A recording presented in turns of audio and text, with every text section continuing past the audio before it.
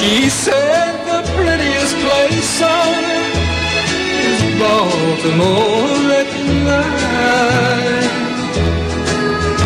Now a man feels proud to give his woman what she's longing for, and I kind of like the streets of Baltimore.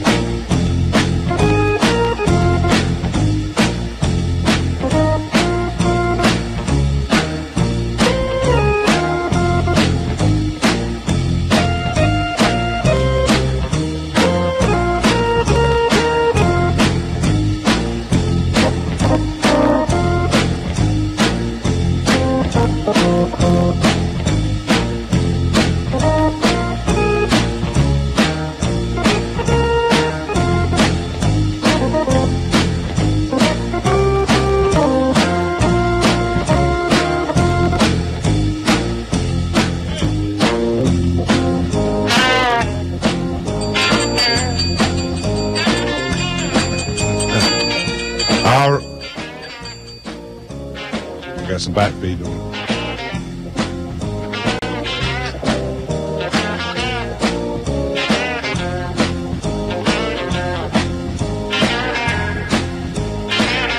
All right, Cleveland. We had a little back feed on that thing. We got it straightened out. Here we are live from Whoop Studio in Suite 57. I won't say 59, 57 from the Village Green. It's the Morning Jive Show with Jeff and Tom this morning. We're live and ready to go this morning, folks. So we've got a lot of news to cover, and Mr. Miller's in here, too. We are set to go for this Friday. Good morning.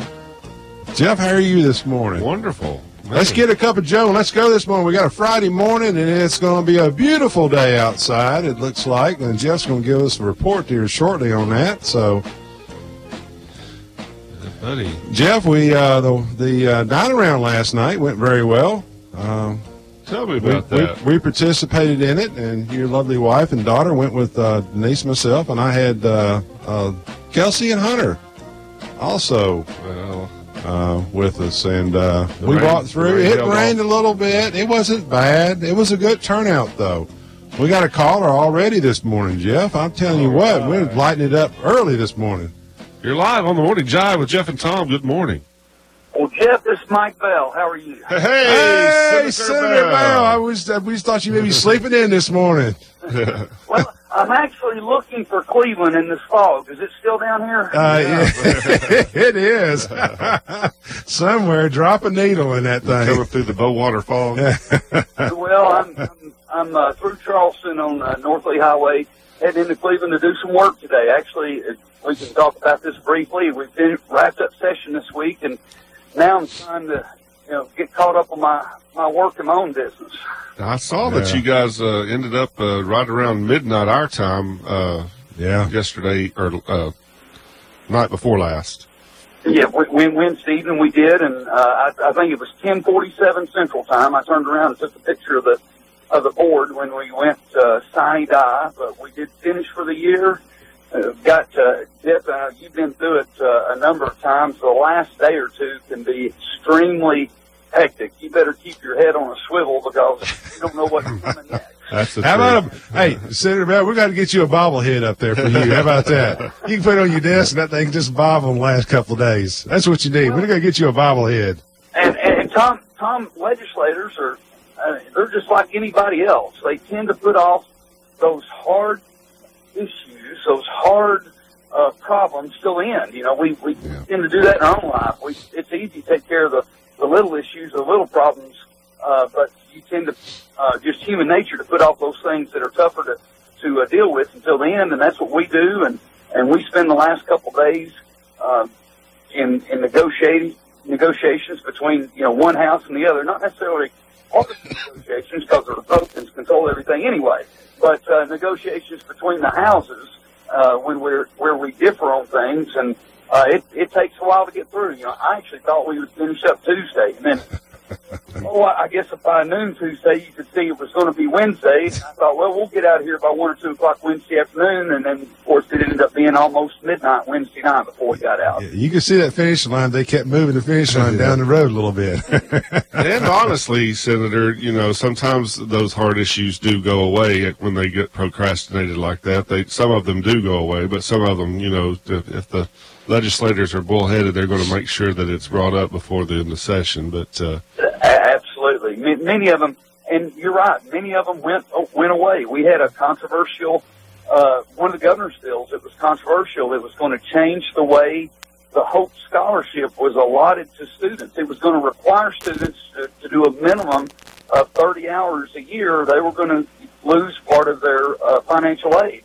Yeah. That bill ended up getting killed in the House on the last day, and it was one that had been batted back and forth between the houses, and both the House and Senate Education Committees had worked on it pretty hard, and then it ended up dying on the last day.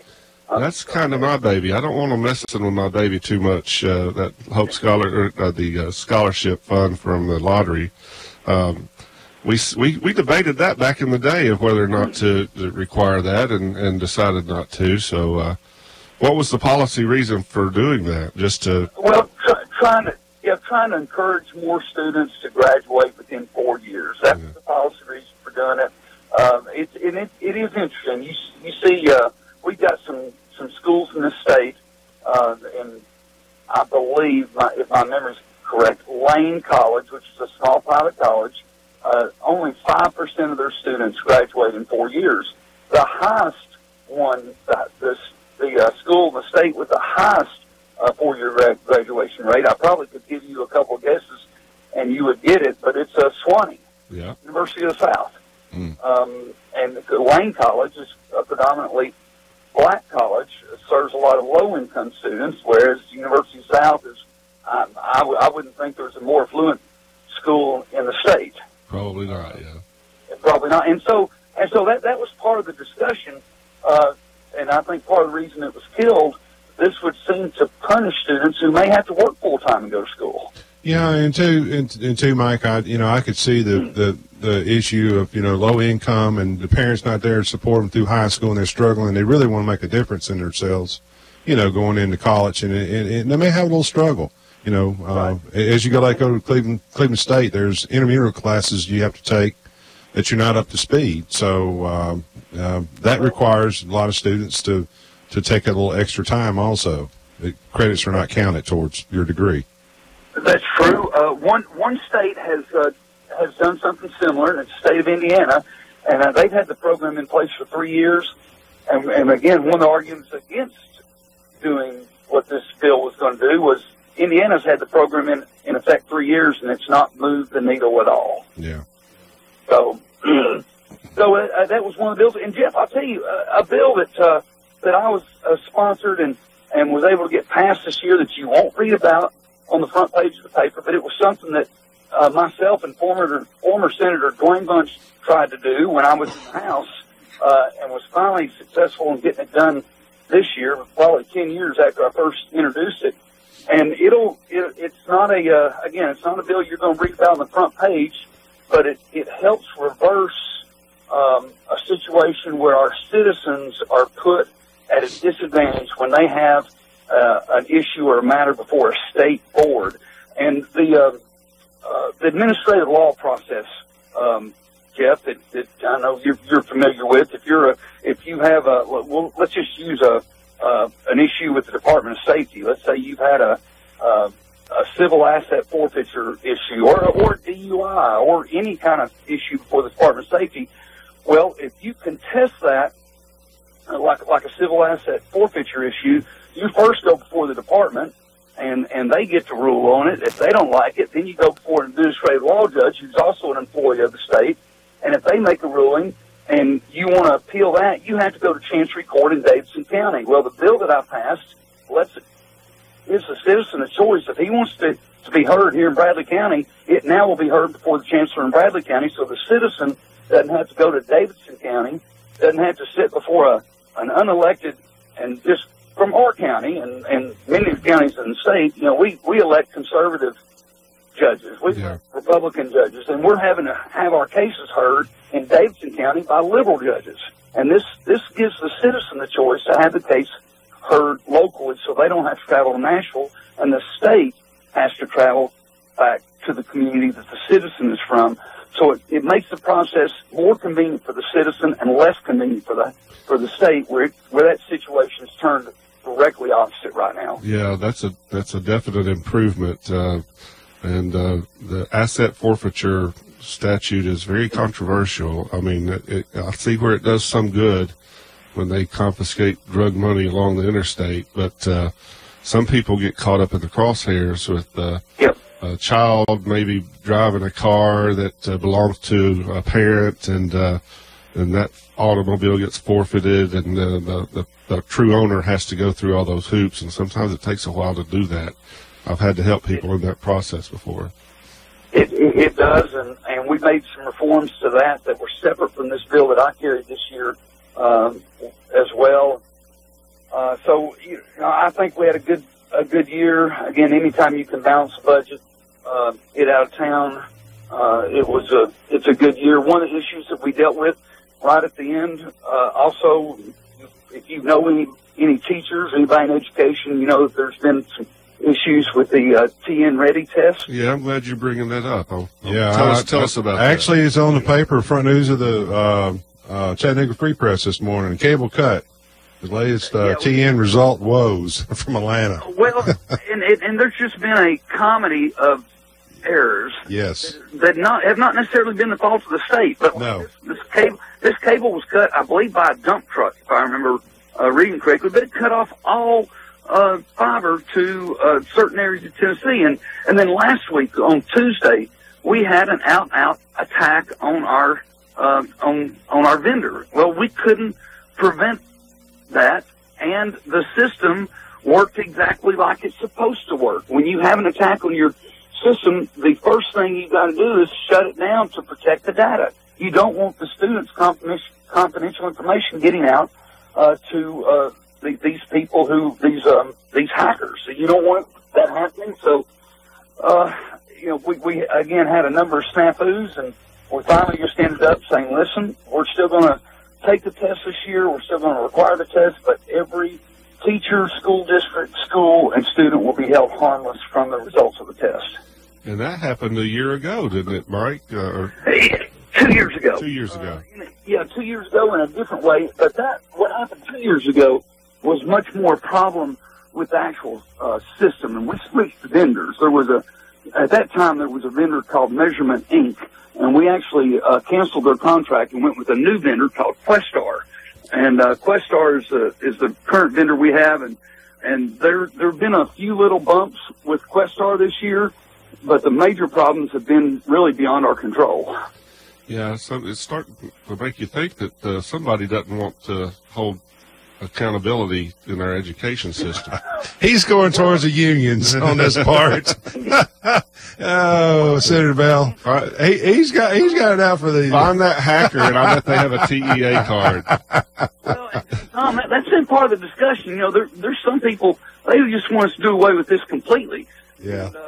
And I don't. And I said this in committee the other day, and I've had this discussion with our directors of schools around here on this issue. I said, I don't know what we've done, but we've moved from about 46 and 47 down to about 34. We've jumped about 15 spots, so about 12 spots in the national rankings the last few years. Mm-hmm. And what I know I don't want to do is do anything that's going to reverse that trend. Right. Exactly. Yeah. And accountability has been a part of that. You have to agree that accountability has been a part of that improvement. Yeah. Well, Senator Bell, here on the front page too, it talks about y'all closing out your the whole thing that states $37.7 billion financial for 2019 budget. An additional of, we talked about pre-K is additional of $247 million being spending. and an annual spending of $119 million for higher education, $15 million towards opioid addiction, and $30 million towards improving school safety on that part. Is that pretty correct? That is correct, and I'll tell you, the whole opioid issue, which has been a major topic of discussion for yes, too, and for our community here, it was we didn't get done near what we wanted to get done. It was amazing where the pushback came from. The pushback not only came from the healthcare community, and then the doctors. Many doctors, not all, but many doctors don't want you to do anything to interfere with their patient client patient doctor relationship. They pretty much feel they should be able to do what they feel is best, and they don't want us restricting their ability to prescribe. But I also got a lot of pushback from patients. I was amazed when this bill was first introduced how many phone calls I got from constituents saying, "Don't cut back my pain medication." Yeah. I took a call, and I probably do what I do something that a lot of people don't do. I give everybody my cell phone, and at times that bites me. There was one night Lisa and I were at home. I just got through grilling burgers, just ready to sit down, and my cell phone buzzes, and I looked at it, and against my better judgment, I answered it. 45 minutes on the phone with a lady who was in tears, not just in tears, she was crying about how much she was hurting and how if we cut back her pain medication. And I was sitting there trying to tell her anyway, this bill wasn't even targeting patients like her. It didn't affect long-term chronic users. It was more the acute or short-term users. Trying to keep them from being long-term users. That's what we're trying to do. But it was amazing how passionate people were about this issue, and it was not just I'm sure it's not just those that are taking them for illicit reasons. These are some people who genuinely have need of them. But it was an interesting issue again to see where all the opposition came from. And even if they were on the medicines and taking them, that you weren't taking them away. You were just making them go see the doctor more often to get the prescription refilled. I mean, right. Or that was the talk anyway. And and that's I think that's a good trade-off for even those that are on the chronic pain medication. They should be willing to sacrifice that little bit to help with this pandemic that we've got going on. Well, Senator Bell, I'll say this. Yesterday I went by a drugstore to get some Claritin D, and I got some probably about 3 weeks ago, and they ran my thing and said, "We can't sell it to you." So the system's working, on that part. And I wanted something a little stronger. It cleared my sinuses up, and they said, "Well, you'll have to have a prescription from a doctor." And I didn't argue about it. I just went on and I said, "You know what? It's the first time it's happened, and I appreciate, them bringing to my awareness on that part." So. And Tom, the drug issue is like squeezing a balloon. Yeah. What you just experienced was when I think we passed in 2010, 2011, maybe 2012, 11 or 12, when we started cracking down on pseudoephedrine because meth was the drug at that point. Well, the meth labs have not disappeared, but I bet they've gone down. They've diminished severely. Yeah. And the number of cases that are being in juvenile court where the children are being taken away from their parents has diminished a great deal as well. Senator Bell, I asked you to look at something else too on this part when we come up next year, just as a hint. I was talking to a pharmacist, and you may be aware of this, but since we live so close to state lines, my understanding is pharmacists, they cannot share information with Georgia back and forth, so people can go across the state line and get those things refilled, and they still can refill a lot down there. So I don't know if there's a way to integrate that system on that part, but it's been discussed, and it's just going to be a very it's going to be an extensive system. It's going to require the states working together. Especially after the water situation. I don't know if they'll work together.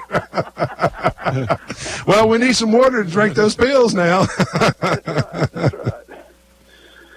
Well, I wanted to just call and touch base with y'all. Maybe sometime here in the next couple of weeks, I can drop in and say hello. I'll tell you what, next week, if I wake up early enough, I want to give y'all a call on Thursday or Friday. I am going to be at the National Training Center in the Mojave Desert visiting some National Guard troops, Tennessee National Guard troops who are preparing to deploy. I'm getting to fly out next week with the Adjutant General Max Hastings for the state of Tennessee. We're flying in a C-130, and I'm going to get to spend a couple of days at the National Training Center in California with our Tennessee National Guard troops.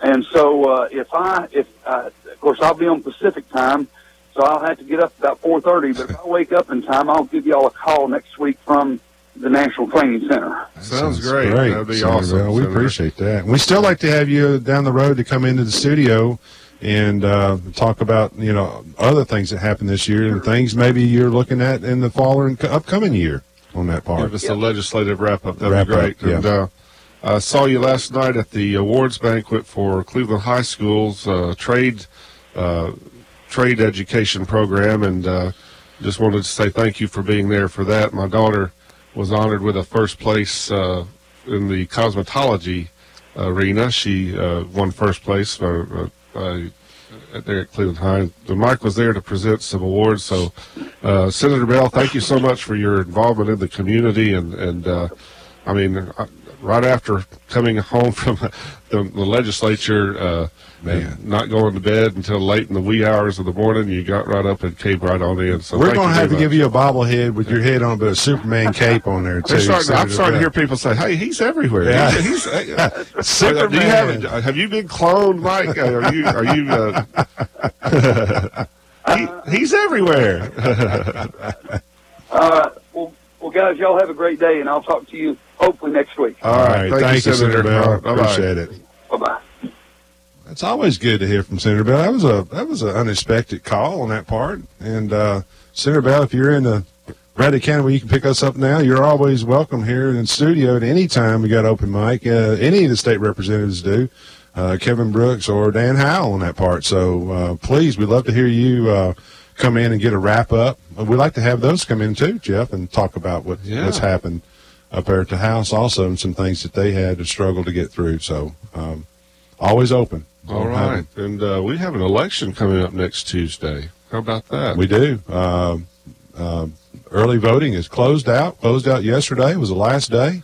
I don't know what the report is or how many. I was going to try to find out today. It'll be in the paper tonight. Yeah. My understanding was over 9,000. I don't know if that's correct or not. That's word I heard on the street. So I'm not going, that's not official, but a great large turnout. Probably close to a record if it's not been a record. Yeah.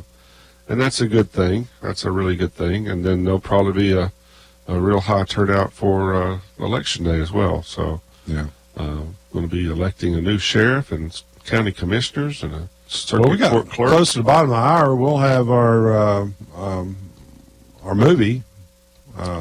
Richard Hughes should be calling in. So, Jeff, you want to go and get a little? What the weather's going to be like today? I mean, it's a golf day, I believe, but it's going to be too wet. It's 47 and foggy right now, and feels like 48 degrees. And today it's going to be sunny. That fog's going to burn off at 71 degrees. No chance of rain. And tonight, a low of 48 degrees with a 10% chance. Saturday, a high of 73 and 10% chance of rain. It's going to be very nice for the Sweet Tea and Sunshine Festival. I think that's why they put that word in there, Sunshine Festival, so they could guarantee the sunshine. I wish they could do that with that Dynabout at night, around town. Don't forget that Crass Fair this weekend at the Greenway Pavilion there. They're going to have over 100, I think about 116 vendors there. It's going to be awesome. Crafts, foods, art, all types of things. Fun for the whole family. That's tomorrow and Sunday at the Greenway Pavilion. 73 degrees is the high tomorrow. Saturday night, a low of 42, and the stars should be shining bright. And Sunday, a high of 64 with the 10%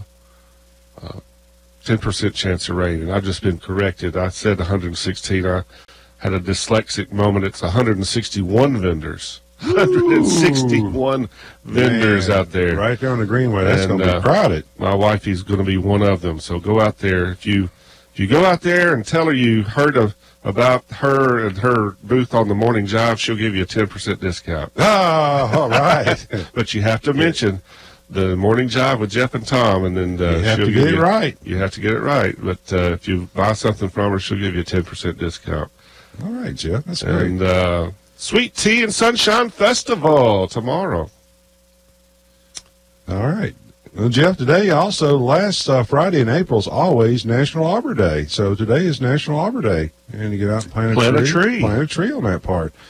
And the second thing, going in here April 27th, it's Babe Ruth's birthday also. Babe Ruth. The Babe. Oh, Babe. And so it's his birthday on that part, so remember that. And that's before steroids got to be in our baseball system. Yeah. And, you know, he died at the age of 53 on August the 16th, 1948. He died in his sleep. He lived life pretty hard. Man, he ate hot dogs and everything. He didn't hold back. He didn't hold back at all. You know, so he was the Bambino. Everybody remembers that. The Bambino when he got traded. And, you know, that was a sin on that part. And I guess we've got another caller. That may be our movie person at this point. So I doubt it. It's too early. Good morning. You're on the Morning Jive with Jeff and Tom. Good morning. Good morning. I was just wondering if your show had gotten the approval rating from Kanye West like President Trump. Yeah. I know who this is. Yeah. Kanye. I pulled up a song by Kanye, and Tom won't play it. It's got some. It's a gold digger. Yeah. I ain't saying she's a gold digger. Dragon energy. Yeah, we're not going to go there on the morning show with that. So President Trump got a new friend in Kanye West. What's your thought, listener? What's your thought, caller? Well, here's what I think. I think the left has already started trying to silence him. You know, Steve Colbert last night on his show, he basically just said, "Hey, shut up and tweet about ping pong," you know. Yeah. And then when Ingraham said that to LeBron James, shut up and dribble, the left went crazy. But now that Colbert's told Kanye just to shut up and tweet about ping pong, it's okay. Yeah, but he may be interested in politics. Yeah. What do you think about James Comey News hairstyle? Do you think he's into rock star mode now? Oh, yeah, he's got a stylist. He has a stylist. Something's going on there. But, you know, he didn't care. He doesn't care who funded the dossier. He said it doesn't matter. You know, we talked about it earlier. He said he doesn't know about the dossier now. Yeah, he doesn't know about the dossier, but then he said that the Republicans started it out, and then the DOJ picked it up. So he didn't know anything about it, but he knew how the whole thing worked out. So I just it amazes me on his twist of lies on that part, and it's going to catch him. Yeah, he can't keep that up, and he's been. Yeah, I think he's digging a deeper hole every time he does an interview. Yeah. Well, I think Brett Baer did a great job with him last night. Boy, he was ready. He was firing those one after the other. He wasn't giving much breath time between. And he was respectful. Yeah, absolutely. But at the same time, he was demanding that certain questions and put him on the spot. Yeah. So he did a great job with it. He did. That's how interviews should be. Yep. And so that's great stuff. Yeah, I didn't really pay much attention to the hairstyle, but Well, it's not all slicked back now. It's a little curlier now. Oh yeah, he's Did he get rid of some of the gray also? He's had some advice from somewhere. He's getting ready for that CNN anchor position. Yeah, there you go. Yeah, he could. Yeah, that wouldn't surprise me at all. Caller, he would actually be in that position before his time is served. He may have to do it from a jail cell though. Looks like it. Wearing stripes. Yeah. I think they're the same cell. Yeah. Well, good morning, caller. All right, thanks for calling in. We appreciate you calling in, and we'll have to get you a name out there too, caller. So we'll figure a name out for you, okay? Oh, I can be Peaches. You can be what? Peaches. Peaches. Okay, Peaches. That's Peaches. I like it. All right, Peaches. Love we appreciate you calling in, and we look forward to hearing from you again. Jeff is going to choke here in a minute here. That's awesome. Yeah, we call her Peaches. Okay, I like it. That just made my day. All right. Hey, Peaches. All right, we got Peaches, a blonde bomber. You can just call me Peaches. Peaches. Okay, we'll do that. That's ingrained in my mind. All right. Well, good morning. You're on the Morning Jive. We got another caller. Yeah, that may be the movie. You're on the Morning Jive with Jeff and Tom. Good morning. Good morning, Jeff and Tom. Good morning. Hey, it's movie time. Yeah. Richard Hughes, our public defender and movie critic extraordinaire, exactly, is calling in, as he always does, Friday at 7:30. Thank you so much for calling, Richard. What's going on today? Hey, Jeff, I took your advice and went to the opening of the new Avengers movie last night. Oh, all right. Tell us all about it. Now, I didn't tell you last week. I was reminded by my wifey that, I did go see The Quiet Place the weekend after you gave that review, and I didn't mention it the week after, but you were spot on with that review that you gave on The Quiet Place. It was I was sitting there thinking of the things that you had said while watching that movie, and it just was really, you were spot on, man, spot on. Thank you. And okay. Now, the Avengers Infinity War movie, that may be one that I get to see this weekend. I'm not quite sure yet, but I might get to see that. So tell us about it. Yeah, I saw it in theater last night with a room full of children and teenagers and a few movie nerds like me. So I really enjoyed the experience. It's the third Avenger movie, but it's the 18th Marvel comic movie. These Marvel comic movies have been playing for the last 10 years. I really like this one. It helps if you've seen some of the other movies over the past 10 years with these same characters. They make some references or what have you back to other movies. Yes.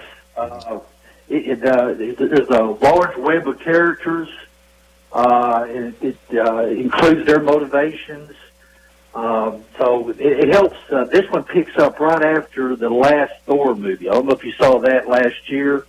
It's a pretty good one. Picks up directly after that one. This one's projected to make $150 million, Jeff, in 4 days. Oh, wow. Yeah, man. Do you know what their budget was? How much did it cost to make it? I don't know. It'd be interesting to know. Loving movies like I do, Jeff, I always follow the credits at the end. Yeah. And a lot of this movie, Jeff, was made in Atlanta. Really? It's become the Hollywood of the South. Yes, a lot of movies now are made, I guess because one reason, I guess the production costs are cheaper than out in California. Yeah. But much of the film was filmed in the studio in Atlanta, Georgia. Wow. That's interesting. So what I liked about these comic book movies, I haven't seen all 18 of these Marvel comic movies. I've seen quite a few of them. It's always important, Jeff, to have a good supervillain in these movies. Oh, yeah. And this one does. He's a purple titan named Thanos, and he's played by Josh Brolin. You've seen Josh Brolin in other movies. Oh, yeah. He's a good actor. He's a very good actor. Yeah, he is really good. It's really his origin story in this movie. So to me, the Josh Brolin playing this character, this supervillain, made the movie for me. And Jeff, it's only part one. This is part one of Infinity War. It's going to pick up next May for part two, the conclusion. Wow. This one's darker, Jeff, than a lot of these movies, especially toward the end. It's a cliffhanger. I guess. So you mean the ending is just not going to really give you any kind of resolve? It's just going to make you want to come see the next one, I guess. That's exactly what it does. It's dark. And Jeff, if you've been to these other Marvel movies, it's important to stay while they're rolling the credits. Because they always include a scene there late. Yeah. Have you noticed that in these movies? Oh, yeah. Stick around. Yeah. They always include, and it's usually a reference. It's a reference to different characters, different Marvel characters in an upcoming movie. Well, I think they should do that. If they want people to see the credits and read the credits, they need to do that so people will hang around and sort of stay there for some of that. Yeah, you need to stay for this one, Jeff, because it includes, you remember Nick Fury, played by Samuel L. Jackson? Oh, yeah. Yep. He's in this post-credit scene, and it makes reference to a new Marvel character, Jeff, that we haven't seen in movies yet. Uh-oh. So, Well, that sounds interesting, Captain Marvel, too. Jeff, you remember Captain Marvel? Absolutely, yeah. Yeah. So, what I can tell, Captain Marvel will make an appearance next year in Part 2 of the Infinity War, Jeff. Or they might even do like they did with the Black Panther and make a movie all about Captain Marvel to begin with to introduce the next movie, you know? Well, you're exactly right. They're ahead of you, Jeff. I read that that one's coming. Okay. You're a psychic. You had that ball out this morning I'm just looking at it, thinking like a Hollywood producer, I guess. You do. And Jeff, I think that Captain Marvel is going to be a female character. How about that? Huh. No. Hey, Jeff, did you like the Guardians of the Galaxy movies? Have you seen those? Can't say that I've seen all of them. I know I didn't go to the theater. I might have seen some of one at home. Yeah, those the Guardians of the Galaxy they're two of my favorites in these Marvel comic movies, and they play a prominent part in this film, this Avenger film. Okay. So, yeah, I would encourage you when you with your children, grandchildren, rent Guardians of the Galaxy. Okay. There's Volume 1 and Volume 2, Jeff, and both of them they're fun. They're fun movies. Even before we see this one, or just at some point in time. I think it would help, Jeff, for you to see one of those movies before you see this one. Okay. So you're familiar with the characters. Well, did the movie elicit audience response and outburst of emotion? Certain events in the movie. The audience was pretty quiet. For Okay. a theater full of children and teenagers, it was quiet. But I mean, they were paying attention. I didn't hear a lot of talking. It's got really good action sequences in this movie. The movie was directed by the Russo brothers, Jeff, who they've done a good job with these Marvel comic movies. They directed the sequel to Captain America, Winter Soldier, and then the sequel to that, Captain America: Civil War. And those are two of the best, in my opinion, they're two of the best of the Marvel comics. So it's the Russo brothers. So they directed it together, and it's the same screenwriters as those other two movies I just mentioned. So for a comic, it's a well done comic book movie. Awesome. Okay. Well, what grade do you give it? Well, Jeff, I'll give it a B+. Ooh. I have to wait till next year to give you my final review. Oh, okay. A B+ from Richard Hughes. I'll tell you what, that's a good grade. That's as good as he's ever given on the Morning Jive with Jeff and Tom. Yeah, one of the highest ones. Yeah, that's the highest so far. You know, Gotta say it, Jeff. It's got a purple supervillain in it. purple supervillain, Josh Brolin. I can't wait. Josh Brolin, yes. All right. Well, thank you so much, Richard. Richard Hughes, our public defender and movie critic extraordinaire, calling in on the Morning Jive with Jeff and Tom every Friday morning at 7:30 a.m. to get you ready for the weekend with a great movie review for the upcoming weekend. Thank you so much. We appreciate you. Thank you, Jeff and Tom, for the opportunity. Thank you. Always good to hear from him. So get out and see the new movie, the Adventures movie, on that part. So All right, Tom, let's play Gold Digger by Kanye West. no, we're not playing Gold Digger. We're not doing that. We can play something else, but not Gold Digger. I ain't on that saying part. she's a gold digger. Yeah, well, we're not doing that this morning. It is a Friday morning. You're listening to Morning Jive with Jeff and Tom, and we are wound up with coffee this morning. If we just had some donuts, it would be on sugar high and coffee. But My Nantucket blend going. yeah, let's go a little bit. Let's go a bit here with Goodbye Stranger. Supertramp. All right, enjoy this morning. We'll be right back. We got other things to talk about, so stick around. Give us a call, 614-5553. That's 614-5553. And I really have enjoyed my stay, but I must be moving on. Like a king without a throne. I'm a dirty morning lover, and I must be moving on. Now I believe in what you say is the undisputed truth, but I have to have things my own way to keep me in my youth. Like a ship without an anchor, like a slave without a chain, just the thought of those sweet ladies as they shimmer through my veins. And I will go on shining, shining like brand new. I'll never look behind me, my troubles will be few.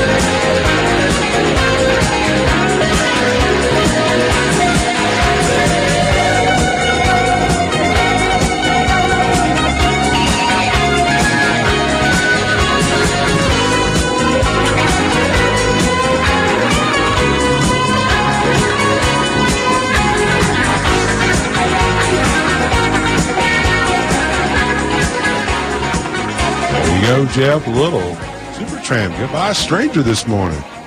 Start the weekend off with. Music from our day. Yeah, it is. Jeff, I just want to touch a little bit about sports real quick here. We got a couple of news out there. On tap today on Friday, we've got Cleveland State and Jackson State at 2 o'clock in baseball. Softball, we got Cleveland State and Jackson State also at 2, a doubleheader.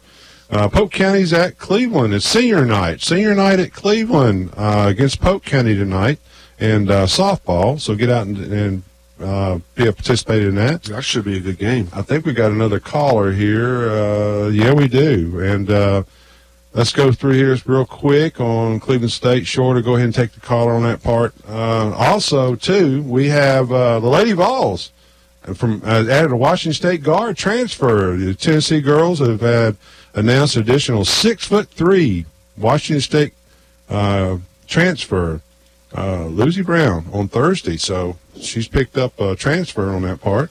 All right, Tennessee Good girls. morning, caller. You're on the Morning Jive with Jeff and Tom. Yes. I was listening. I listen to you every morning. Oh, thank you. Appreciate that. I was listening to the senator. Yes, Senator Mike Bell. Yeah, discussing medication. Yeah. Yes, sir. And I'm a recipient of medication. I have to take it. I have neuropathy of the feet. Uh-huh. You know what that is? That there is no cure for it. Right. My doctor, I have to go to a pain doctor. My doctor and I were talking, and our governor, he needs to have what I've got, and he might change his mind about trying to shut down all the pain clinics. And that was his goal, and if we hadn't had a good legislature up there, he would have done that. To me, he's a man that don't care. He could care less. He's trying to make a name for himself. I go once a month. I have to have it. I heard somebody on there say, sometimes you just have to suck it up and go on. I don't know who said that, but I would like to tell him the same thing. If you have neuropathy of the feet, my friend, you ain't going to suck it up and go on. Now, I don't know who made that statement, but That wasn't, nobody said No, that. I don't this think morning. anybody said that this morning on that part. No, sir, on that part. So, I heard it. That's all I can say is I heard it on your station. Okay, well, on Okay. another show, another time. Yeah. We're consent. We understand, people with illnesses like that, and I think it's. I know y'all do. And I think that the people need to understand, and they have to have medications in order to help them through those illnesses. I don't think that's the case. They're trying to what they're trying to do is the people that don't have those cases with cancer and different things, illnesses that are abusing. Not your sake. We want to make sure the quality of life and everything you have, and that you can function the way you do. So I'm supportive of. You don't have a quality life. Yeah. I can't hardly walk. Yeah. Even when I take my pain medication. Right. Okay. Right. But then I hear the governor of Tennessee saying, I want to shut down all of the pain clinics. And my doctor, who's reliable, straight, and honest, it's just like he said. Until they have the problem you got with neuropathy of the feet, yeah, they're going to stand up and talk about what they want to do. All he's going to do is make a name for himself. I'm going to tell you now what I see when I go in a pain clinic. Right. When I go in a pain clinic, and I see people sitting and laughing, cutting up and carrying on, they don't have no pain. And 90% of the people that go in a pain clinic have got back trouble. That's all you hear is, I'm back. Yeah. Yeah. I had back trouble, but I had surgery that took care of it. Well, my opinion of this is that there needs to be, instead of jumping on the doctors, there needs to be a ruling that you have to be referred from your family doctor to a pain doctor. That's how I was done. Right. And that will cut down on a lot of this medication deals of people coming in. I see it all the time. I know of people that go in, the pain clinic, my back's hurt, and the doctor writes them a prescription. Then they go out here on the street and they'll sell it, and then they'll even go right back to where they was working and pick up, I've seen it, pick up heavy stuff, go right on, ain't no problem, until they get in the doctor's office. Yeah. So you've just marked something right there. That's part of the abuse that's taking place that they're trying to address in some places. They're not addressing it. I know, because I'm right in the middle of it. The governor, I'll be honest with you, I was taking, my doctor would only give me a metacodone 10. That's all he'd give me. He wouldn't go no higher. And I'm hurt. And he says, what he said is, I'll give it to you, metacodone 10, and you will take 4 days. Well, that eased the pain, but it didn't give me a life. And then the governor comes along, and he tells them, me for instance, you're going to cut that patient back from 4 pain pills a day. I'm talking about in 24 hours. You're going to cut him back to 3, and that's what he had to do. And I'm hurt. I constantly hurt. I don't have a lot like you guys have. I did have them, but I don't have them both. And believe me, when I get out in the yard and work some, I hurt. I have to take some aspirin and stuff. It's your caller, your point's well made, and I appreciate you calling in. I hate to take. I wish to God. Yeah. I wish to God I could change places with somebody. Yeah. And they could take this pain and take all the pain medication they want. Yeah. I've been on this over 2 years. But what I'm saying is I don't hear of anything but medication. I don't hear about cocaine, crack, tar, making all that stuff. That never hits the news for some reason. Mm-hmm. And the governor, he's not interested in that. That's too hard a job for him. He wants this easy stuff of shutting down pain clinics. And I just wanted to call and let y'all know. Okay, we appreciate it, caller. Thank you for your view on that part. Now, we do, I hope you recognize, too, that there is an epidemic of opioid abuse, however. We don't take that here. Yeah. My doctor would not give me that. Yeah. My pain doctor wouldn't give me that. He wouldn't give us none of his other patients. Right. We have to understand where that's being paid and where it's coming from. Yeah, and I think that's what they're focusing on. You know, the young kids trying to focus on where, and from my understanding, the biggest abuser on that caller is ages from 14 to 19 girls that take these things. They don't drink because they don't want to, beer or whatever, in parties. So they take these things and they OD. Believe me, OD is overdose on these things are tremendous in our area because I get alerted from my city phone every time there's an OD.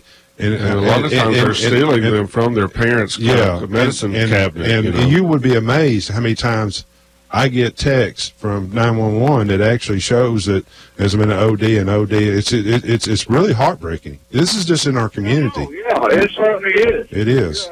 You're absolutely right. Yeah. When a young child's life is lost because of they find some pills in their parents or grandparents, and we don't count them. I'm guilty of it. I've had some in my place for a while, and never take them and never count them. And you don't know if young kids were getting into them and abusing them on that part. Yeah, I was probably raised like you. I was raised, and my daddy made sure that I did what was right. Today, parents don't even take time to say hello or goodbye to their kids Yeah. when they leave for work. That's a problem. Yeah. See, we got the problem in the home. Exactly. We don't want to address that. We want to try to get rid of all the drugs. That ain't ever going to happen. You know that. And tell us the interest, like you said, with the parents in the home and spending time with their children, sitting down at dinner table and going to church and bringing those things back. They steered away from it. I got a son, and then I'm going to hang up. Okay. I got a son and one's all he had. And I lost my wife to cancer, breast cancer. So sorry. She never took any kind of a drug. You know what she did? She laid the Bible on her chest at night, and that's how she slept. Yeah. So, but I've got a son. One, raise him. You can't tell me that if you don't. There's a way of raising kids. They don't recognize that today. And my son is a very upcoming attorney in this town. And he is and well known, but I'm not going to mention his name. But I just want to talk and give my opinion that the governor is wrong when he says he wants to shut down all of the pain clinics. That's what he said. My doctor told me. He said they're after me. He said they watch me like them all. Yeah. And I don't agree with it. I don't have a use for a governor that don't recognize people like me that has the pain, that they have to have the pain medication. And I understand where you gentlemen are coming from. But I just wanted to call that you know how I feel. Great call. Thank you so much. We appreciate you calling in. The Morning Jive with Jeff and Tom. Good conversation this morning about the opioid epidemic that we have going on in our community and perspective there that we need to take into consideration. Yeah. Thank you very much. Yeah, we do appreciate the call. And call back anytime. We want to just be hear your opinions and views out there and challenge people to come in and talk about them or call in either one on that part. So, Jeff, let me finish a little bit about sports here real quick, and we're getting close to the top of the hour. I see where the Cleveland Browns, Oklahoma, Baker Mayfield quarterback was drafted in the first round on Thursday night. Do you think that'll help the Cleveland Browns as quarterback? Do you think you have to build a line around them and everything else? Is there a magic bullet that you can just one person and everybody's going to hold to certain standards? Well, it may be that they need to get rid of the owner. Yeah. My goodness. He's done a good job with the Browns. He's done a good job with the UT Vols, trying to micromanage them too. Yeah. Oh my goodness. My goodness. Did I say that out loud or just think it? You did. I think it blurred out a little bit. And real quick too, Major League Baseball. Atlanta Braves is back. They're 1.5 game behind New York Mets, and Philadelphia is a half a game. And the reason why is Atlanta's on a 2-game winning streak, and the Mets are on a 2-game losing streak. Your hottest team still is Boston, but your hottest team right now is 2 teams with 6 wins in a row, and that's the New York Yankees and Tampa Bay. They'll raise on that part. So they're the hottest teams right now on that part, and that's it. And also, I got to get a shout-out here, too, in the paper yesterday.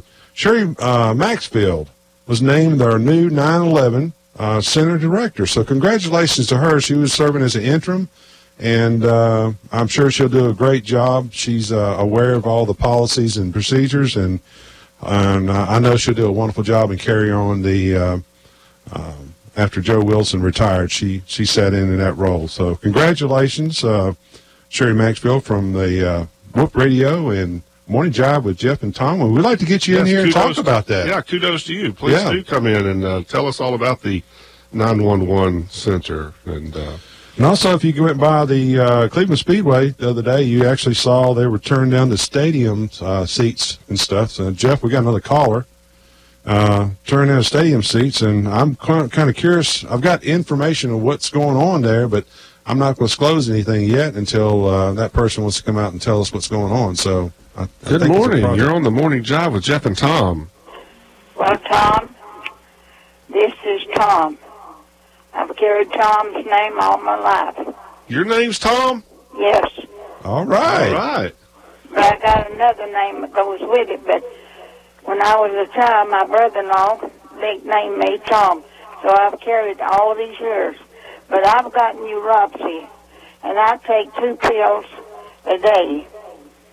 And I fell in the kitchen, and I've been damaged ever since. And when I get up to walk, I have to use my walker.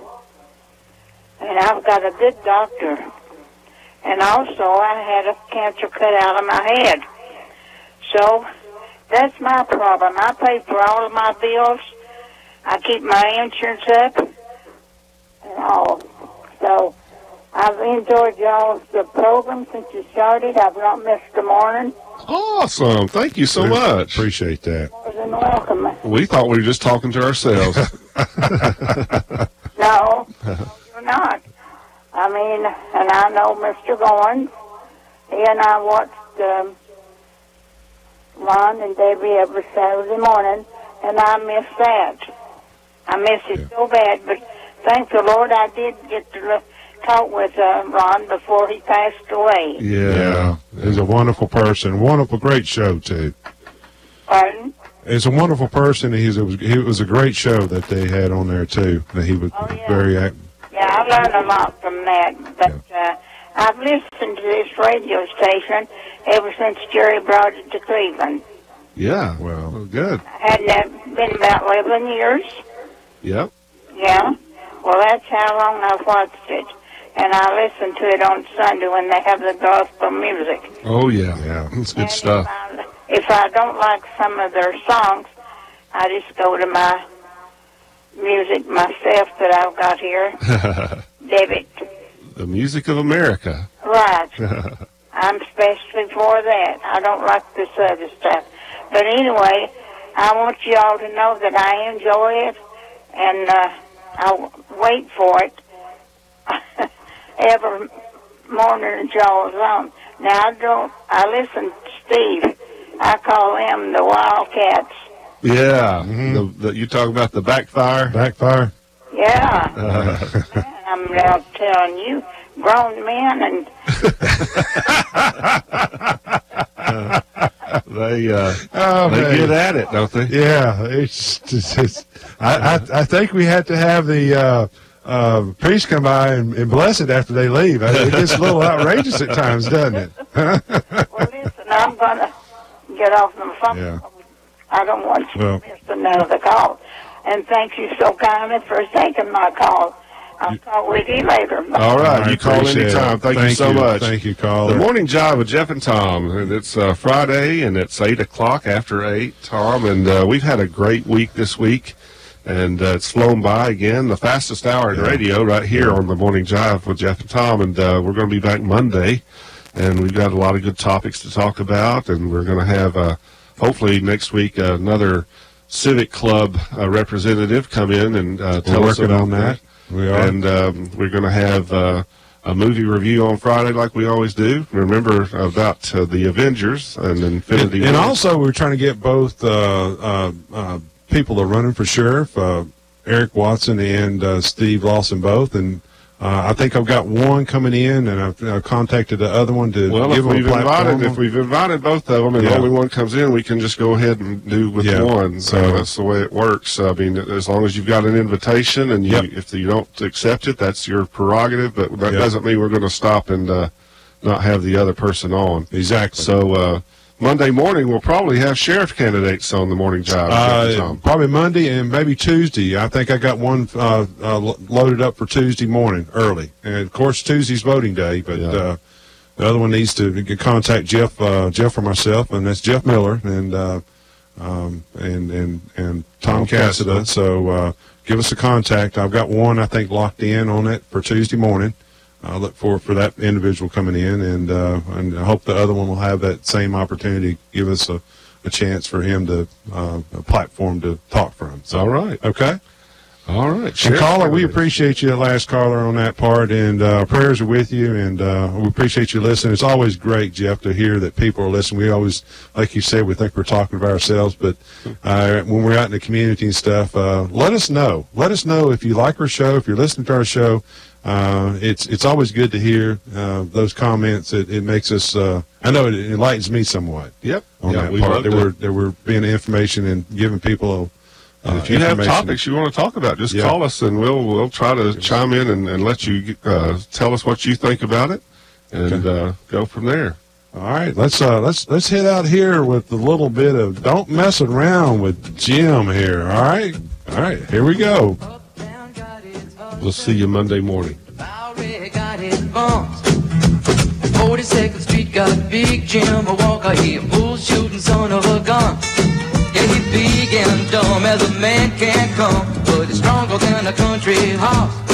And when the bad folks all get together at night, you know they all call Big Jim Ball just because. And they say you don't tug on Superman's cape, you don't spit into the wind, you don't pull a mask off an old Lone Ranger, and you don't mess around with Jim. I don't do that. Well, out of South Alabama come a country boy, he said, looking for a man named Jim. I am a bull shooting boy, my name is Willie McCoy, but down home they call me Slim. Yeah, I'm looking for the king of 42nd Street. He drive on a drop top Cadillac. Last week he took all my money and it may sound funny, but I come to get my money back. And everybody say, Jack, don't you know you don't tug on Superman's cape, you don't spit in the wind, you don't pull the mask off an old Lone Ranger, and you don't mess around with Jim. I do da-da, dee-dee-dee-dee-dee. Well, a hush fell over the pool room, and Jimmy come hopping in Norfolk Street.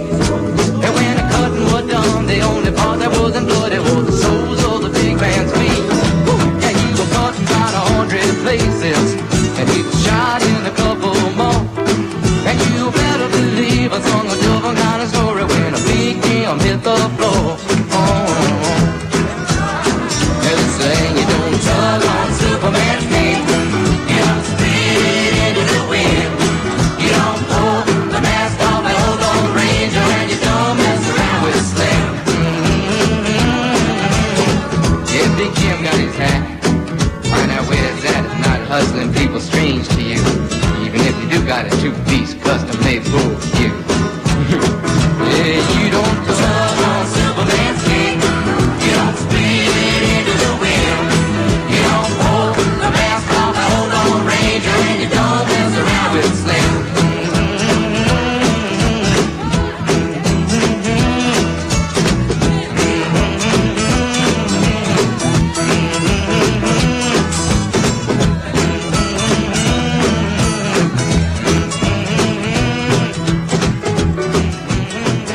Get it done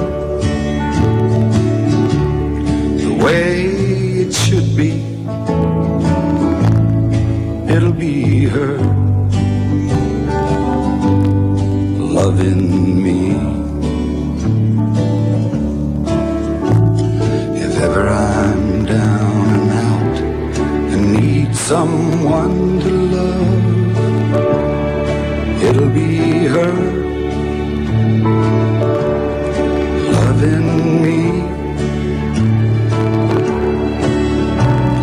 If ever I'm in the cold